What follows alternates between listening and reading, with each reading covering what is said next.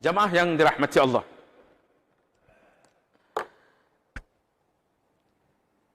Kembali kepada la ikraha fid din. Tidak ada paksaan untuk memeluk agama Islam. Ini yang dipahamkan oleh para ulama-ulama sebelum. Bukan tidak ada paksaan dalam agama. Di dalam agama, kita beragama, kita dipaksa untuk berusaha terus kita untuk menjadi hamba yang taat kepada Allah Subhanahu wa taala. Bahkan kalau kita tidak memaksakan diri kita untuk taat, kita akan tidak pernah menjadi orang yang taat kepada Allah. Saya yakin. Ketika tadi kita mau melangkahkan kaki ke masjid, orang yang sudah biasa pergi ke masjid, yang sudah biasa berjamaah, yang sudah biasa kita sholat, sudah menjadi karakter, itu menjadi ringan. Wa innaha lakabiratun illa 'alal khashi'. Salat ini sangat berat kecuali bagi orang yang taat, bagi orang yang tunduk kepada Allah. Mungkin kita punya tetangga, punya rekan-rekan pekerja keras. Ilun lebih kot UAU 30 bak daripada semayang subuh 2 rakaat. Yang tak EU 30 bak di nahid. Tak kerja tukang, tak duduk semen, segala macam ikat batanya je di nahid. Tapi 2 rakaat subuh la kabirah, sangat berat sekali. Luhur per rakaat sangat berat sekali. Kenapa? Karena untuk ketaatan kepada Allah Subhanahu wa taala ini perlu kita memaksa diri. Orang Jumat lewat kota amal itu berkecamuk dalam diri kita. Ini padu belum culuk. Po 30 ribu, po 20 ribu, po 50 ribu, po 100 ribu. Siapa yang memaksakan diri kita untuk kita bisa memberi 100 ribu? Ya diri kita sendiri atas dasar pemahaman, atas dasar fadilah daripada sedekah tersebut. Akhirnya kita paksakan diri kita untuk 100 ribu. Subhanallah. Kita masuk. Kita menjadi puas dan kita menjadi lega. Kita bersyukur kita berhasil bersedekah banyak hari ini. Tapi yang nggak mau memaksakan diri lewat 2 ribu aja. Jumat uku 2 ribu aja. Jumat uku lam 2 ribu aja lam. 10 tahun uku bertang 2 ribu aja lam. Tidak ada peningkatan. Kenapa? Tidak belajar memaksa. Jadi segala ketaatan itu kita paksakan dalam kehidupan kita beragama. Bapak Ibu yang dirahmati Allah,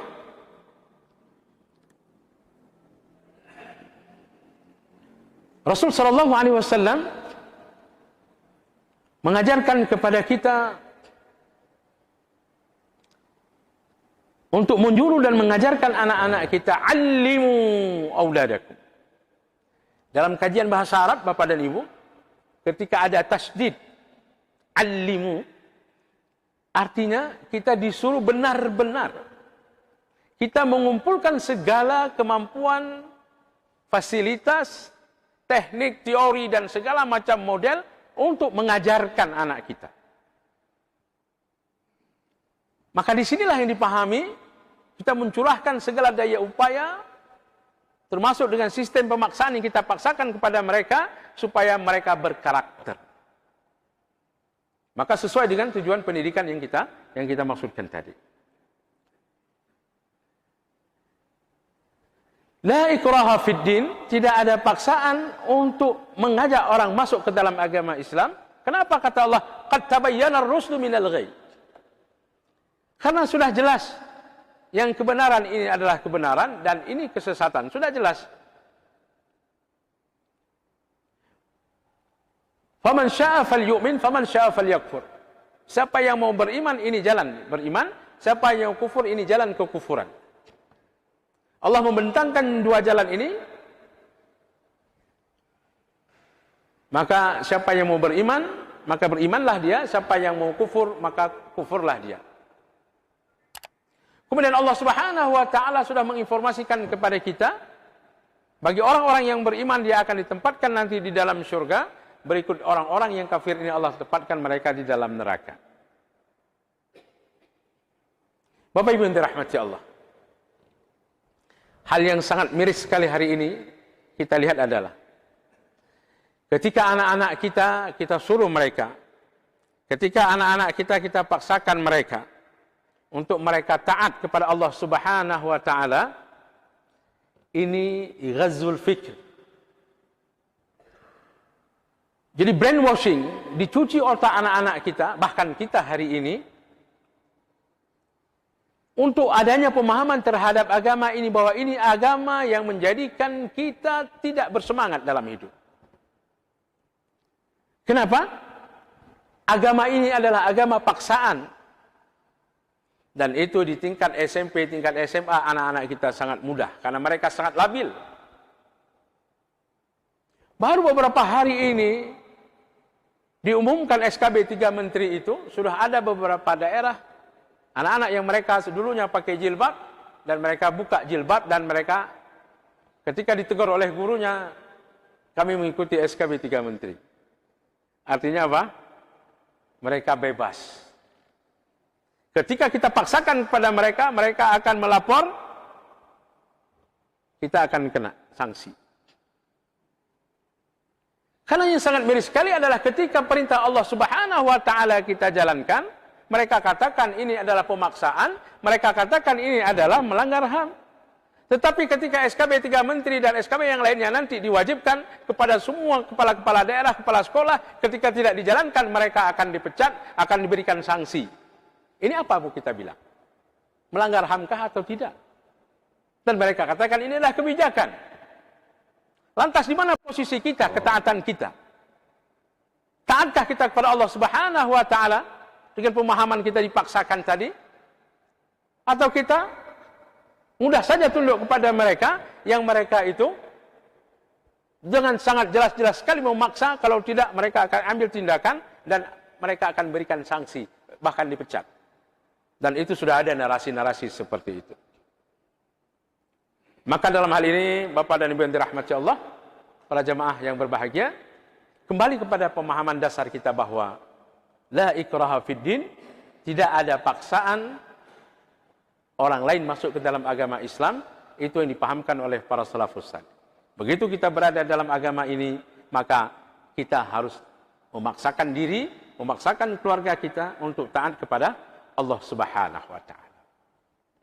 Kemudian satu hal lagi, stressing kami yang perlu kita sampaikan kepada kita adalah berkenaan dengan urusan perdukunan tadi.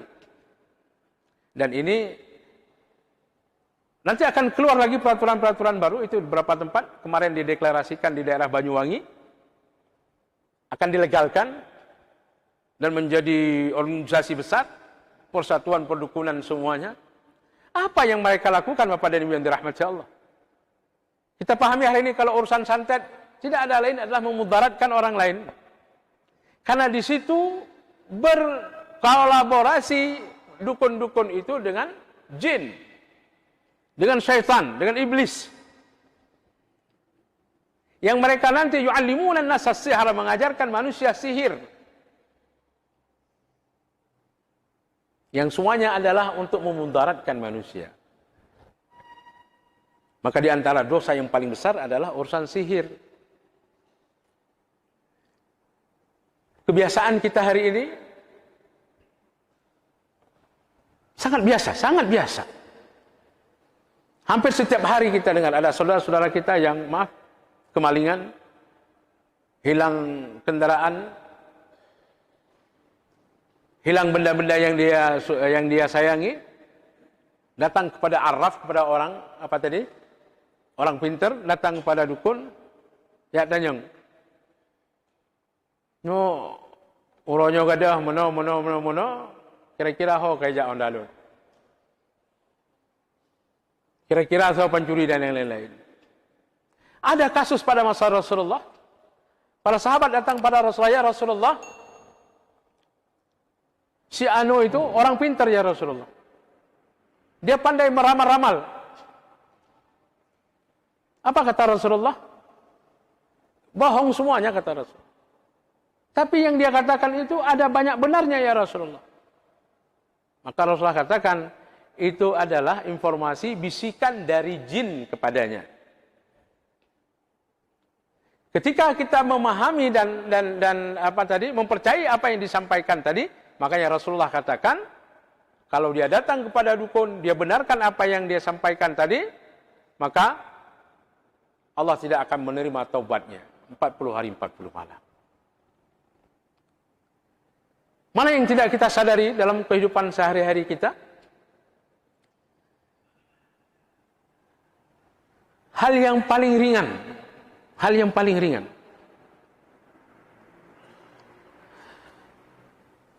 Saya punya pengalaman.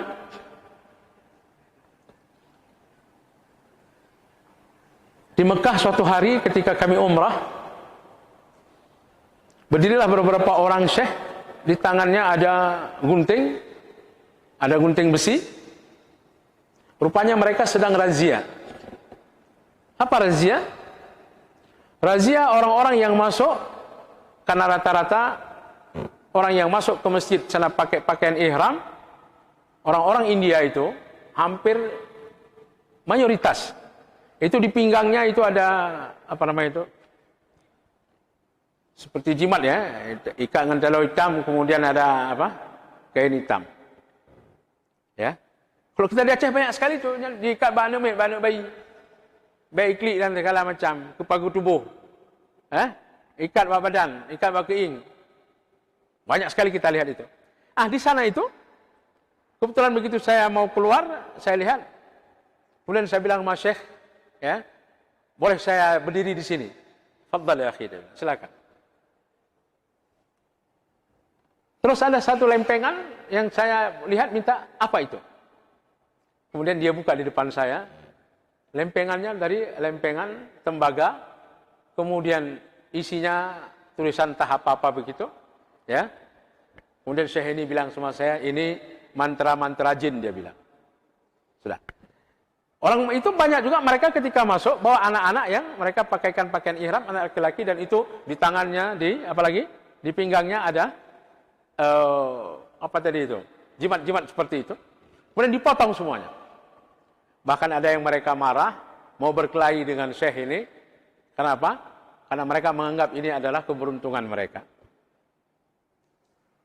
Itu di Masjidil Haram, dirazia. Dan suatu waktu itu ada razia itu. Dan ini yang paling sering yang kita anggap biasa saya dalam keluarga kita. Saya kai klik ni anak piu-piu ya hei tungku pulin. Itu kupulin ka gerajah nyoje melum gantung nyoba deku. Gantung nyoba keing, gantung nyoba jarau dan segala macam. Konyan mentang. Ada satu orang, maaf, saya mau katakan pejabat, ada pejabat kita di sini dulu. Kemana-mana beliau itu ceritakan sama orang lain. Di dompetnya itu ada sedikit potongan kain kiswah Ka'bah katanya. Dia nampakkan sama saya, nyosan. Katanya, ija Ka'bah mesti ngikoh biu. Lomblo orangnya 500 rial. Dikasih 500 rial. Untuk apa saya bilang? Ini bisa dan segala macam, bisa sukses, duitnya bisa berlipat ganda dan segala macam. Kedai-kedai kita sekarang ini coba lihat. Suatu hari saya pergi ke tempat Sialok Cina itu sana. Ya. Beli spare part mobil. Di situ ada gantungan-gantungan seperti on petinju segala macam. Kemudian ada tulisan-tulisan dibakar dupa. Saya tanya sama dia, apa ini? Apa jawab dia? Sama dengan kalian orang Islam. Kan ada juga gantung-gantung daun-daun itu di depan pintu. Ya. Tulisan-tulisan sama juga. Kalian kan ada juga tulisan itu. Alih batasan entah apa-apa di buah kaca itu, di meja. Apa itu? Untuk penglaris. Cuma ada peduk cangguk. Dia nyawai peduk cangguk. Ya. Dan ini dianggap hal yang biasa. Dianggap ini hal yang lumrah. Karena yang kasih itu adalah tengku. Masya Allah. Ya. Maka Bapak Ibu yang dirahmati Allah, perlu ini kita sampaikan supaya kita berhati-hati. Pertama, bahwa dalam agama ini mari kita paksakan diri kita untuk taat kepada Allah Subhanahu wa taala, demikian juga anak keturunan kita. Mari kita defend, kita jaga anak keturunan kita, bahkan kita hari ini daripada nilai-nilai pikiran-pikiran dari pemikiran yang liberal, terutama dari Islam Nusantara yang dimaksudkan tadi untuk kearifan lokal harus mengikuti Islam harus ikut cara mereka, dan ini perlu kita defend. Jadilah mukmin yang sebenarnya, mukmin yang kafah, yang mengikuti Allah dan Rasulnya. Demikian, hadanallahu yakum ajma'in. Assalamualaikum warahmatullahi wabarakatuh.